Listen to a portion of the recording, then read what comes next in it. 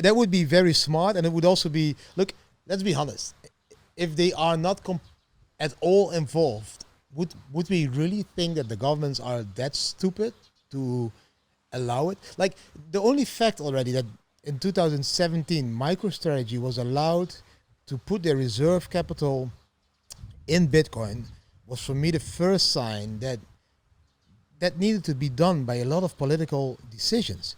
As a company, a United States company, putting your reserve capital in Bitcoin, there is a lot of legal things that you need to be able to do that. So that was already controlled by the government. The government already said yes. They maybe said yes like this, like the Netherlands say yes like this to the weed business, but they said yes. And I think at that moment already everything was done. That's why my doubt about Bitcoin ever crashing to zero was already like gone from 98%. That was, for me, okay, this is going way bigger than I ever thought it could go.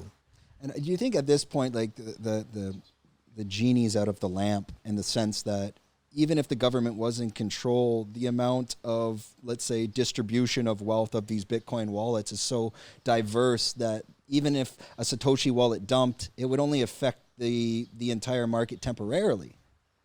Yeah, of course. Like Satoshi's wallet is less than the total amount of spot ETFs. Yes, they have more. They have 1.2 million Bitcoin, so they can crash the market as well, you know. But I don't think like crashing the market is so 2014, 17 talk. Like, people don't want to crash the market, mate. People, the investors, countries, presidents are going to embrace this as the digital gold of the 21st century.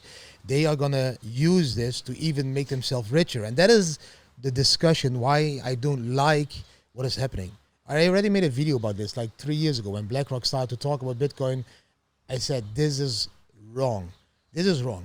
And then I saw all the influencers just pushing Bitcoin because of the monetary value and becoming Lambo mentality, guys. And I said, this is wrong.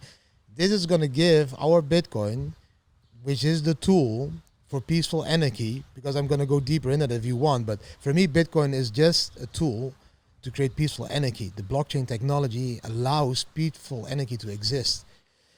And we are giving away that tool now again, because we are selling our Bitcoins, the stupid as we are, the greedy as we are, to institutional investors who at the end will sell it to the governments. Same story with gold. Gold, a cowboy, driving the prairie, finding this Yellowstone, riding to his village. I found something very exclusive. It's $2 and it became $5. Everybody wanted to have it. They started gold mining. The gold went from the cowboys and the Indians to the banks, because they told the cowboys and the Indians that you will rob each other, give it to us. They started to take the gold, and the government started to confiscate the gold. At the end, nobody else had gold instead of your only your jewelry or in your iPhone. This is now happening to Bitcoin.